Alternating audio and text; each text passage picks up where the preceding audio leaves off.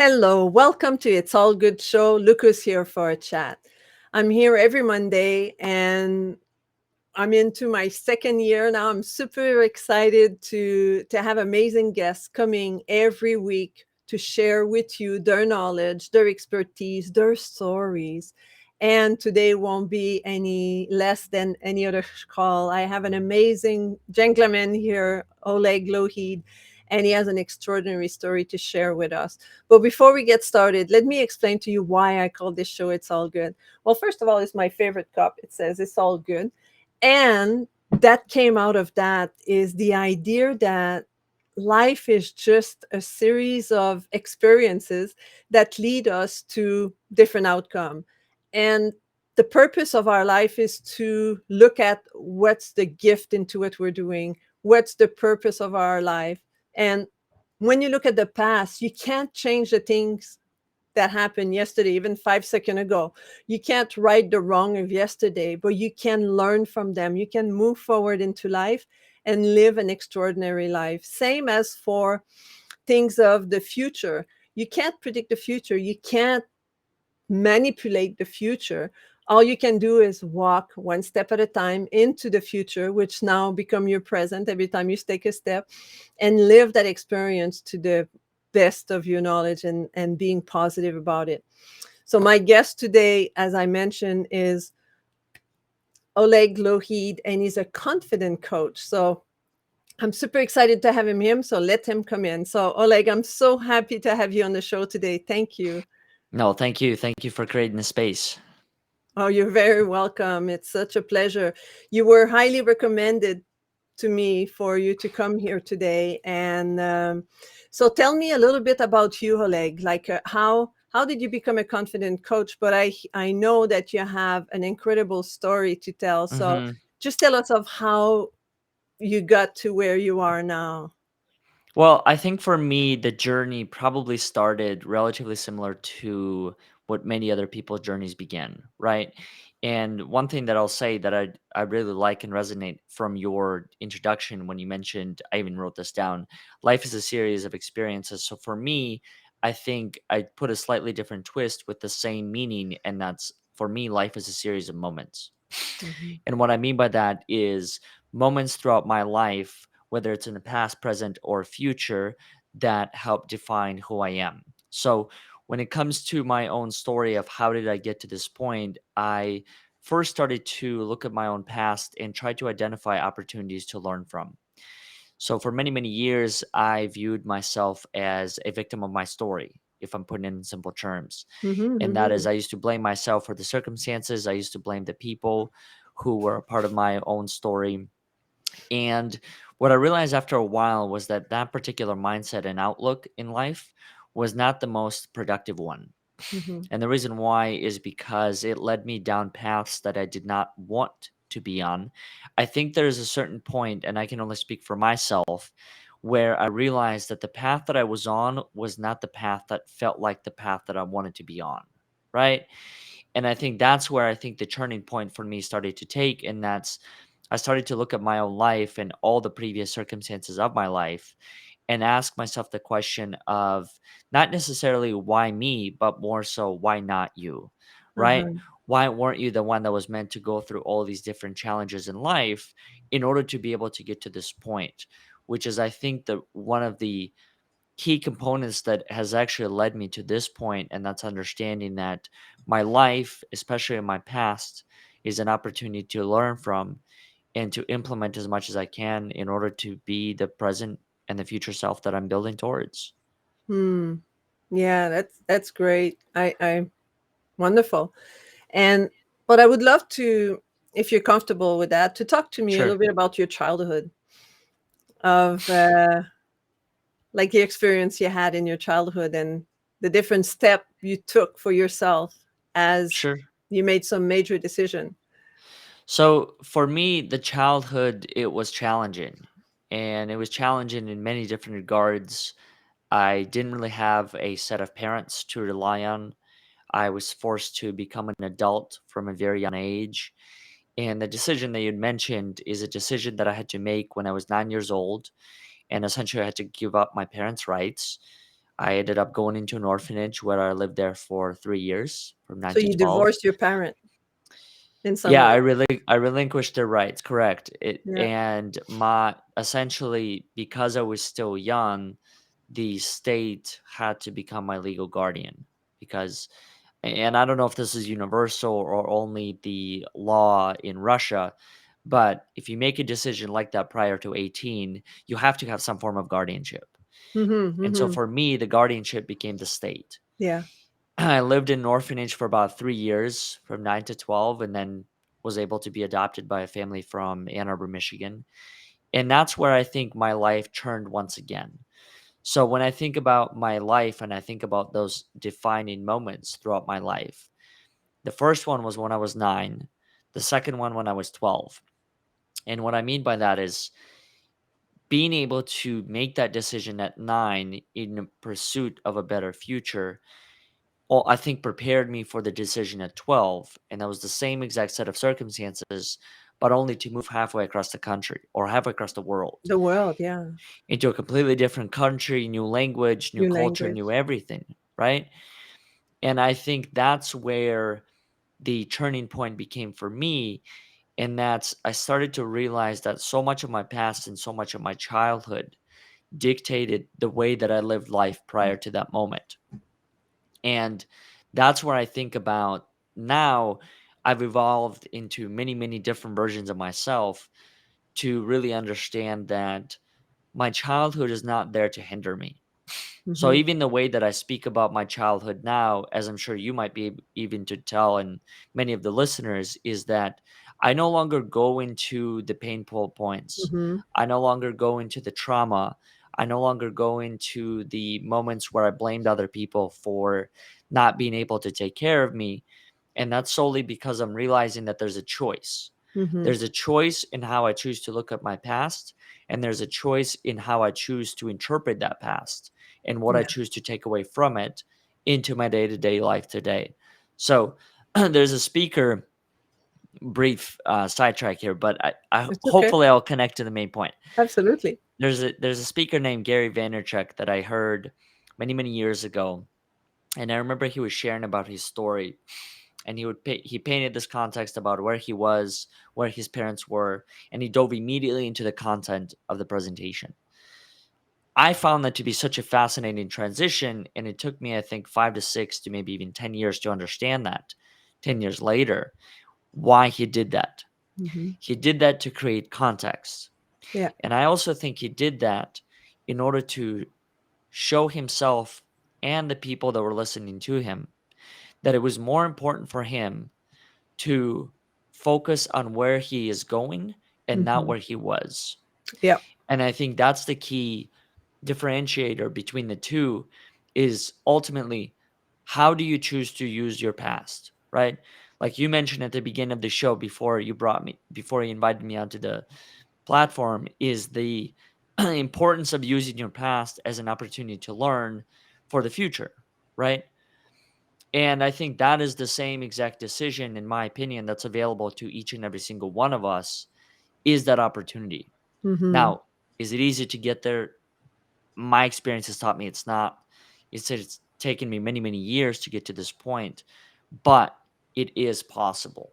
Yeah. And I think for me, just knowing that the possibility was a thing, that was enough for me to be able to take the next step forward. Mm-hmm. Mm-hmm. And how has, because at 9 o'clock, I can't imagine myself. I can't, I Sure. tried to see myself when I was 9 years old, right? The being able to make such a huge decision in your life to really take control of your life and say, this is what I want. I don't want to Yes. go there. But moving forward to today, how has your life been moving forward with I'm sure you still have that strength of confidence whenever you make a decision, and that's why you're a confidence coach, I imagine, being able to help people make those type of decision and have the confidence to do that. So is that how that led you to become a confidence coach, or how did you become like a confidence coach through that?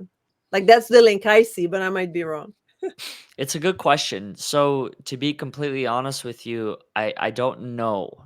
I don't fully know what led me to the point as a 9-year-old kid, what gave me the strength, the confidence, the courage to be able to make that decision. And the only reason why I say that is because in reflecting upon my past, I couldn't really think. I mean, yes, there were moments leading up to that moment that probably gave me enough of a perspective that there is another way to live a life and to experience what I was going through. So Mm-hmm. I think that probably influenced the level of confidence I needed to have to make that decision. How has that particular moment impacted who I am today? I think that that moment is not necessarily even the most important moment. And what I mean by that is, I don't think there is any moment that is more defining than the others. Mm-hmm. And the reason why I say that is because I think when I used to think of certain moments and I would say, okay, this was a moment that helped me get here, this was a Mm-hmm. moment that helped me get there. Yeah. The only reason why it's defining is because I'm choosing to define it, Yeah. right? When the reality is that there were thousands of other moments that led to that moment. Yeah. And all of them could be as equally as important as the defining one at Yeah. 9, 12, 24, whatever the stage was. So I think for me, when I think of how have I been able to develop this level of confidence throughout my own life, is practice. In simple terms, I try to put everything that I learn, everything that I'm surrounded with, into application as quickly as possible. So whether it's from conversations, books, audiobooks, podcasts, whatever it might be, whatever that source is, I try to put it into action in order to try and understand, how is this applicable in my own life? Mm-hmm. How can I use it? How is it relevant? So that's my long story longer to your question of how have I been able to get here, is a daily practice Yeah. in simple terms, Mm-hmm. putting it to use and really trying to understand, how do I further develop this into a skill, right? Because we all have to start somewhere. And I think that's the really cool part about this journey, is that regardless of who you are, you were once a beginner at something. Mm. And I find that to be a really very critical caveat to this whole story, is remembering that at any point, everyone was once a beginner with anything that it is that they're doing today. Yeah. Therefore, it's possible for me to find that level of confidence throughout my own journey in order to get to wherever it is that I'm going. Wow. Okay. Wow, that's awesome. I love that. And what I got also from the beginning of what you mentioned is, there's so many defining moment in our Yes. lives, and there's no one defining moment, and the defining moment that we choose to associate with something, well, might not have been that important if something just before didn't happen. Yeah. and I always say, for like, I remember a movie here in with Gwyneth Paltrow. It's called Sliding Doors, and I don't know if you've seen it, but Sliding Doors is the story of a lady. She leaves home to go to work, and she Mhm. gets to the, I think she's in New York or something, and she gets to the subway, the subway, and one scenario, she walks in, the door just closed behind her, and the second scenario, the door closed, the train goes, and she missed her train. And from that, there's two different stories that emerge from her being in a train going to work, and there's a story, and from her going back home because she missed her train and there was no other after, I don't know. And then she goes back home, and then there's another story that developed. But any little moment is Yes. defining the rest of your life. Yes. And I never regret things of the past, because I'm here, right now, talking with you. And I'm super excited to be talking with you. And without all these little defining moments, I might not be sitting here. Yes. Well, I think, to build off of what you said, what ultimately I've started to realize within my own life is, First, I wholeheartedly agree with you on the point of regret, right? I think regret can lead to so many other avenues that for me did not always produce the most productive life Mhm. or fulfilling life. Yeah. And the second part is, how have I been able to come to terms with a lot of the past? And what I mean about the past is not necessarily the past of my childhood or the first 9, 12, 15, 20 years, but I'm also talking about the past of the last hour, right? Mhm. The past of Yeah, the yeah, I last love that. minute. Yeah. And I think what I've ultimately realized is forgiveness and acceptance. Those are the two things that have really helped me come to terms with my past and accept it as something that, hey, these were the things that happened, and maybe these were the things that had to happen in order for you to get here, right? Yeah. Now, the caveat to that is, I think had to happen is solely based on your own choice of choosing to look at that previous moment as an opportunity to learn from. Yeah. Because I do think that choosing to be curious, choosing to learn, it's an active choice that I make. I don't think it's the default. I don't think I wake up and all of a sudden, yeah, I'm just actively engaged and learning from the things. I think it's a choice, right? Absolutely. Yeah, I To agree look with at you your with that. environment, to look at your stories, to look at the people in one's life, Yeah. and choose to ask myself sometimes these difficult questions. There's another movie, while we're on the subject of movies, that I watched that I can relate to, called The Adjustment Bureau. Oh, never heard of Have it. you The seen it? Adjustment Bureau. Okay. Yes, it's a movie with Matt Damon. And essentially the whole concept is that there is him and then there's this lady that he ends up meeting down the road. Well, the whole thing is based on this concept that essentially everyone is given this roadmap in life. It's a book, right? Yeah. Okay. Where you go from one moment to the next to the moment after that. And the purpose of this movie is to show or to highlight what were to happen if you were to accidentally go onto a different path, right? So instead of you're picking up your coffee at 9 a.m. in the morning, what if you were late that day? Mhm. How does that impact the rest of your trajectory? And do you get hit by that bus or do you not? Is that Exactly. Yeah. 5 minute difference enough Yeah. between the two? Yeah. And so I think what I picked up from that particular movie is the importance of having willpower, right? Having the ability to choose. So even in situations when I am late, yes, I could sit and think about all the different things that could and could not happen, or I could choose to act upon that and know that there is some sort of math map that I'm creating to move forward with to build my own future. So yes.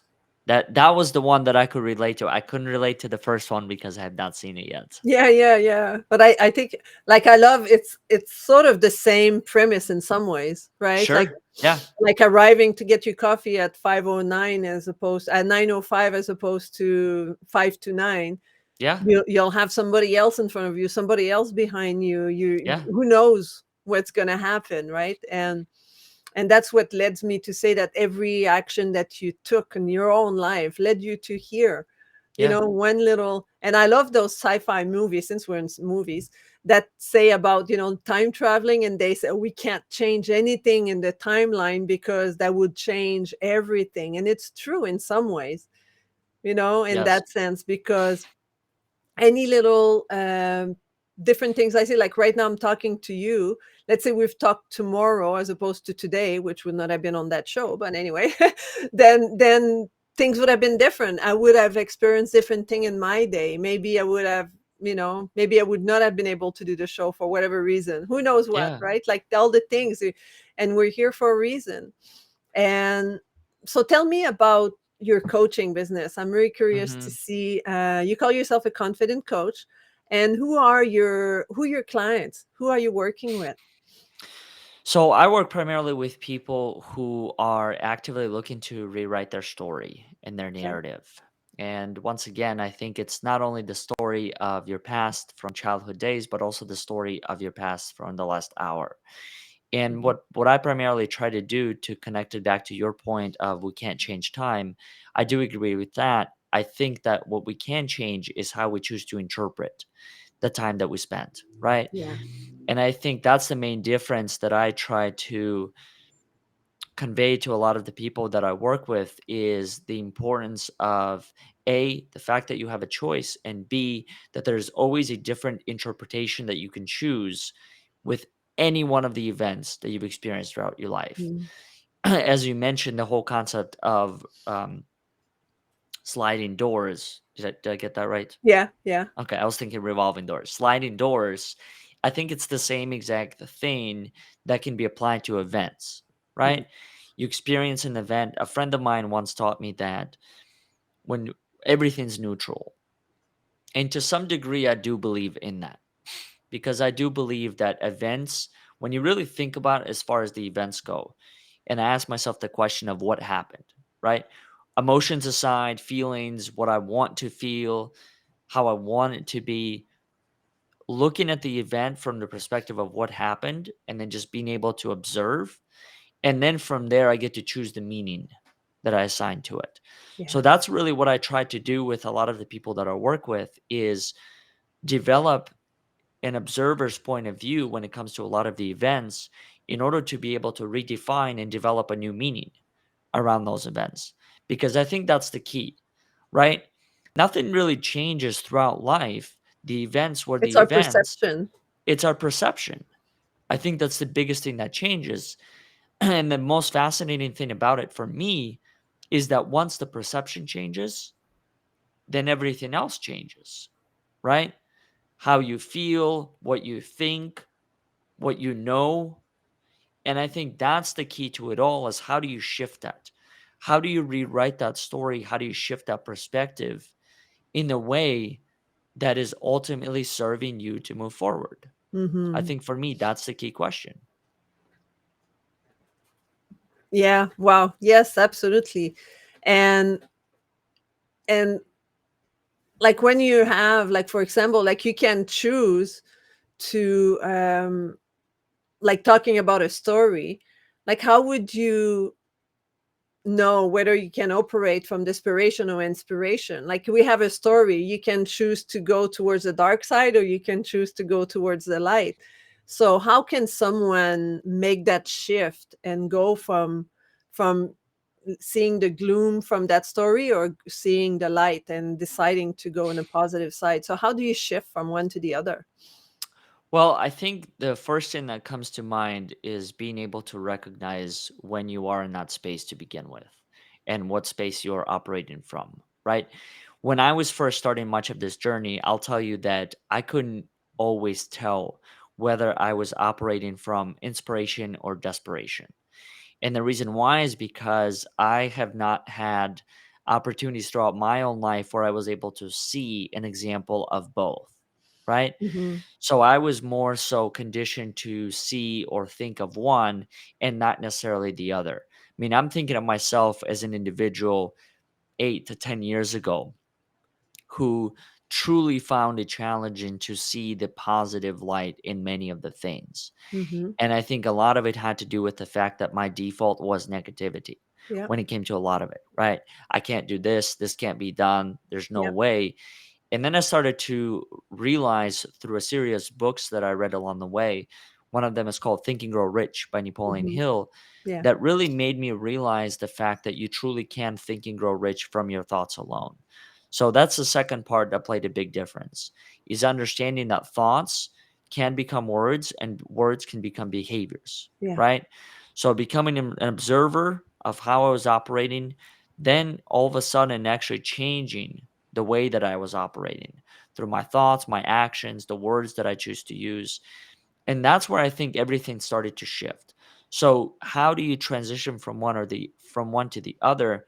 I think the simple question to that is it starts with observation. Hmm. Where am I at right now? What am I experiencing? And then whether that's a form of journaling or speaking to someone close to them, that I think creates a space for other people, like myself included, that created that opportunity where I can almost hear myself, right? And then through hearing of myself, then I can better determine what is the language that I'm using with myself. Hmm. How am I telling the story of my past circumstances? And is that the story that I want to have moving forward? That was the ultimate question that I had to ask myself. Yeah. Yeah. And by doing that, like that's what I always refer people to when I do my coaching is first is awareness. In Sure. order to know, um, it's like our life is like a destination, right? Yeah. You're at point A and you want to go to point B. You want to change your behaviors. You want to reach a certain level at your work, or you want to make certain changes. You want to reduce your weight by 10 pounds. You want, like, regardless, there's always a point A, point B. There's a goal, but it's like setting up your GPS. If you don't know, if you get into your car and let's say you're not plugged in into satellite, and you tell the GPS, okay, I want to go to that destination, and say, where are you from? Where do we start from? I have that when I go in Google direction, right? They say, Yeah. what's your location? Where do you start from in order to get there? So that's the Yes. introspection you were talking about, the fact that you need to understand yourself. You need to have self-analysis, to know what's inside of you. So when you make that shift from one to the other, it's that destination. It's realizing, do I want to have that type of behaviors? Do I want to have that type of experience? Do I want to experience that stress in that situation? Or do I want to be more peaceful and more at ease, or have a better flow into my life? And then you're able to make that transition, right? Yeah. Well, I think also to add on to what you just said is that you can't really solve a problem unless you know what the problem is to begin with, Mm-hmm. right? And I think the same thing is true as it applies to here. How can you truly solve something if you don't know what it is that you are solving to begin with? Yeah. And it sounds so simple, right? When we're breaking all of this down into a 30-minute segment where we're able to essentially break down the essence of life and how do you rebuild some of these or deconstruct some of these narratives, Yeah. when the reality is that it's taken us 8 to 10 to 20 years to figure out, right? Yeah, yeah, and that's why Because people hire us, because we walk that path already, and we have a roadmap that we can help exactly. people follow. Exactly. And I think that's the beauty of being able to actively and intentionally to build your own life, is that it creates those opportunities for observation, for awareness, for reflection, for introspection. Yeah. So then you can build it as a framework for other people and provide tools for other people, including yourself. And Mhm. that's one thing that I'll just briefly share is that when I was first starting much of this work, I had made the decision to build a slightly different business model than the one that I was introduced to. So when I was learning about business many, many years ago, I was taught the approach of go out there, find a customer persona, and then build your business off of that. Well, the route that I chose to do is that I chose to become my own client of my own work. And the reason why is because I really wanted to understand that what is it that I'm building, and B, is it truly solving the problem that I think it's solving? Mhm. And that's the thing that differentiates many people in business and in life, is if you're doing anything, are you actually doing it yourself, and are you actually understanding what it is that you are doing, or is it more so just based on a customer that may or may not exist, right? The Yeah, only way to know is the only way to know is the way to experience, I think. And the only absolutely. way to experience is you have to live it. There's no other way to do it, at least Mhm. that I found. And that's where I think people like you and Scott and myself and so many others who step into spaces like this, that's what I think many of us are able to offer, is the fact that we've been able to live through many of these experiences and understood it in a way that not only makes sense to us, but also makes sense to other people. Yeah. Yeah. And I love what you're saying, like, really our ideal clients are somebody like us. Yeah, That is where we were 10 years ago.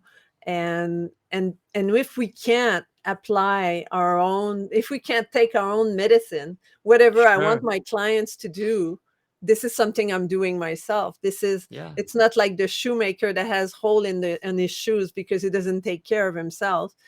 I think as a coach that is really effective is someone that would have walk the path that I want my clients to walk. I would have done the exercise that I want my clients to have. And I love that you said that you became your first client. You Mm-hmm. walk the path that you're taking your clients to right now, and you have done that work, and you have experience, whatever you want your clients to experience now. And that makes a huge difference, as opposed to just reading from a textbook and say, oh, okay, I'll try this today, Yes. something you never did yourself, but you're gonna have your clients or people you work with do that, right? Well, because much of this work is a practice, right? Yeah. I don't think there's any textbook that you could read that will give you the answers that you are looking for when it comes to confidence, courage, honesty, transparency, vulnerability.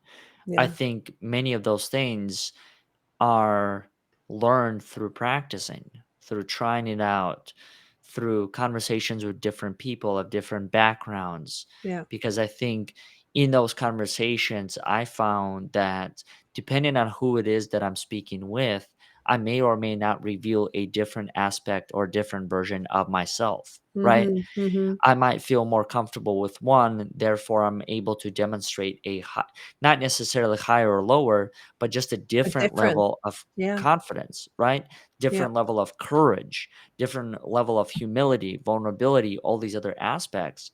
And that's, I think, one of the beauties of being able to put yourself in different situations, in different groups, different environments, is ultimately all of those become opportunities for you to learn and to grow from.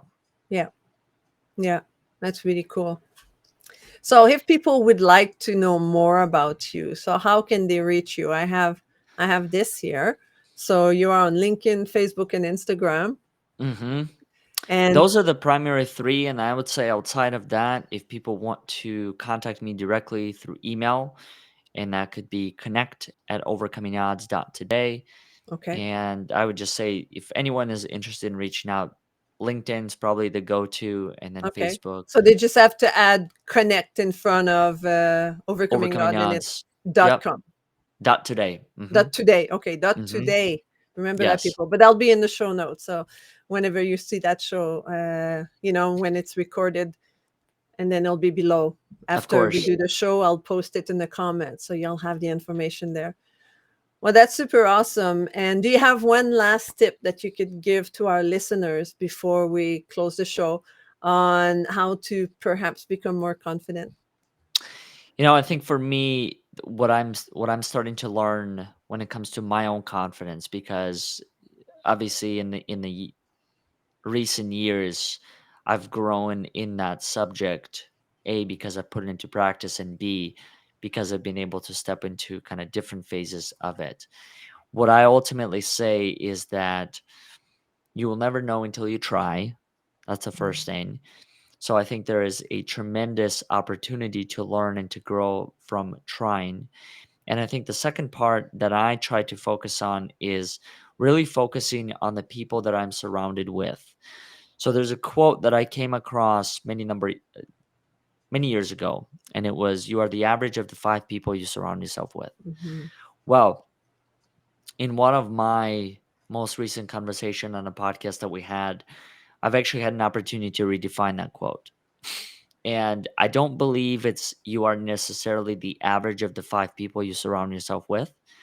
I think you are the average of all of the behaviors you surround yourself with. Mm. Because whether we want to admit it or not, everything and everyone can and may influence who we are. Mm-hmm.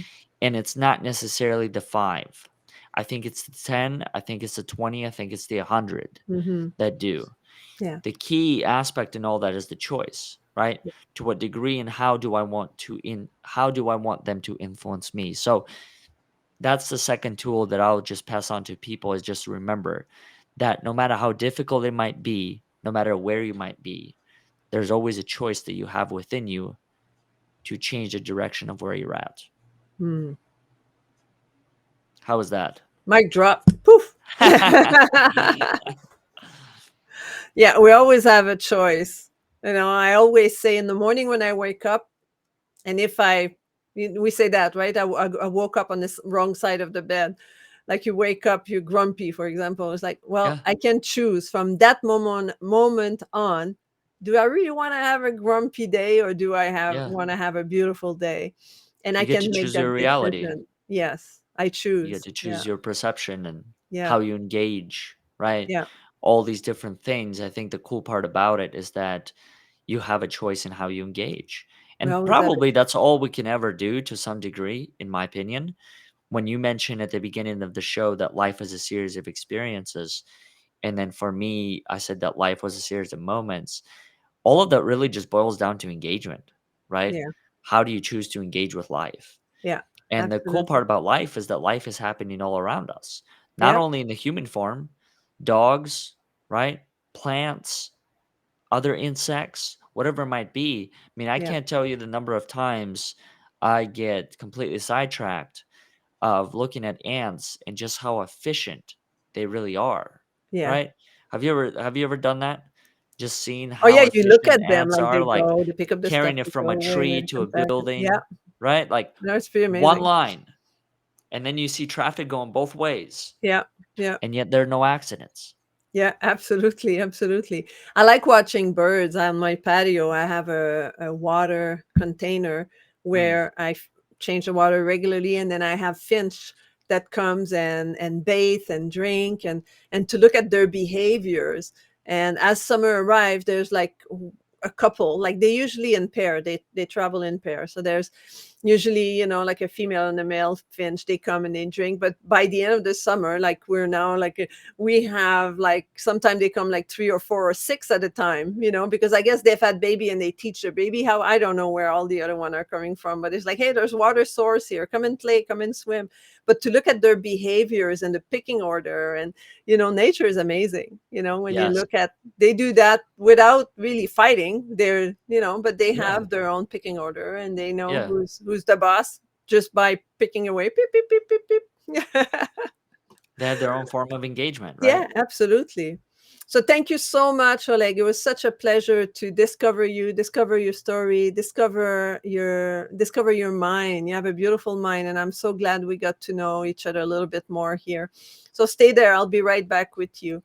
Of course. Wow, that was amazing. I hope you enjoyed this show. Oleg is like, look him up and connect with him through LinkedIn, Facebook, and I'll post his email later. And it's a wonderful person to be in touch with. And also, I would like to remind you that just subscribe to my YouTube channel, which is youtube.com @Denise Belisle, and click on subscribe, click on the little bell. So whenever I have a short video, whenever I have a long video coming up, you'll be notified, and then you can come and watch our episode. And you could also, if you want to talk with me, either want to be on my show. I'm always open to have new conversation with new people. If you think that you would be someone that could have benefit from being talking with me and talking to my audience, I would love to. Or if you would love to work with me, just book a call for a conversation at tiny.cc/talk with Denise. And I would be more than happy to talk with you and discover one another. So until next time, be kind to one another, and I'll talk to you next week. Goodbye.